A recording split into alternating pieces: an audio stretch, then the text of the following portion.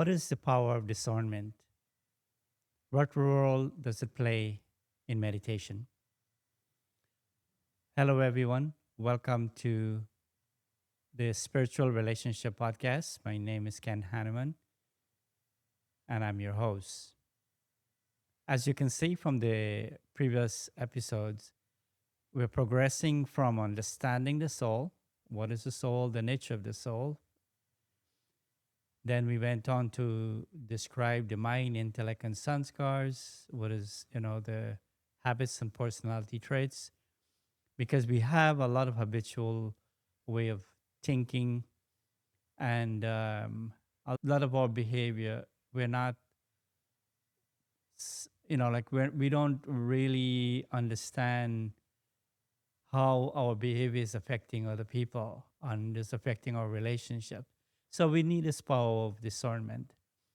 When you're looking at your thoughts and your feelings and your emotions, your reactions, y- there has to be the ability to discern that which is beneficial and that which is not. Then many people you see, they get angry, they get upset, they're in fear, and they start making mistakes or cause sorrow and create damage to maybe some very important relationship in their life that they wish they didn't make that mistake. So the power of discernment, it can only develop in a state of introspection. You have to be go within, get into that place where your mind is not overthinking or you're not upset. You're in a state of peace and you're getting into this reflective state where you're able to calmly look at your thoughts, your feelings, look at the memory, look at maybe if you're going to review something that happened that you wish didn't happen. Like, say, you got angry, you got upset, you feel insulted, you feel hurt, sad, lonely. You would like to figure out how to overcome that. You would want to get back to a state of happiness or a state of peace. And as we discussed before, our state of mind is decided by our thoughts, our reactions, our attitude. You know, the important thing about learning to develop the power of discernment is to be neutral, not judgmental, to be humble, and to be in a state of peace. So I made a few notes, so I'm going to read. So, what do we need to discern above all else? We need to discern ourselves, like I just mentioned about the thought, feelings, and reactions. In reality, deception comes from within, since we only see what we want to believe. If we cannot discern the way in which we affect others, then our relationship cannot improve. So you need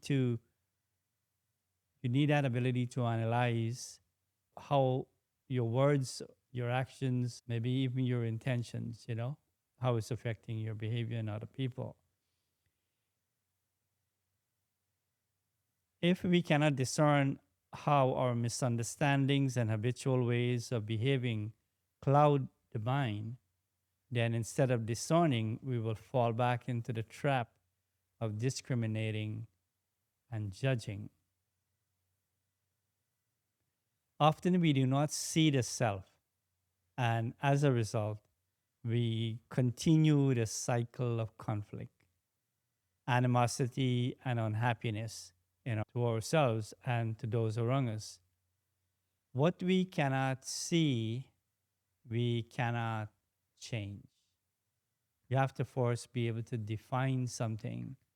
Let's say you think you know that this is something that is wrong, you accept that, and then you make a decision that you will change it. So that process of discernment is necessary because if you don't change, things get worse. And this is the thing about habits. The more you do the same thing and more you repeat the same thing, it gets stronger and stronger. It's not the same. Not it gets stronger. Like anger gets stronger, hate gets stronger, maybe even self-criticism gets stronger, feeling that you're not worthy. These are things, if you keep telling yourself this, after a while, it becomes entrenched and it really does influence the way you interact with other people. So, with this, you need this shift in consciousness. And this is what people sometimes refer to as opening the third eye, meaning this ability to look at things differently. Third eye actually means you're seeing things through the lens or the eye of spiritual knowledge. When you define yourself as a soul with the original nature of peace and purity and love, compassion, with humility, you are able to see that which is different. So you'll be able to differentiate easily anger or hate or uh, peacelessness. You'll be able to also review how your sensitivity, let's say for instance, to embarrassment and insults and so on. So these are things that you become more aware of. You can see it, and when you see something, you can change it.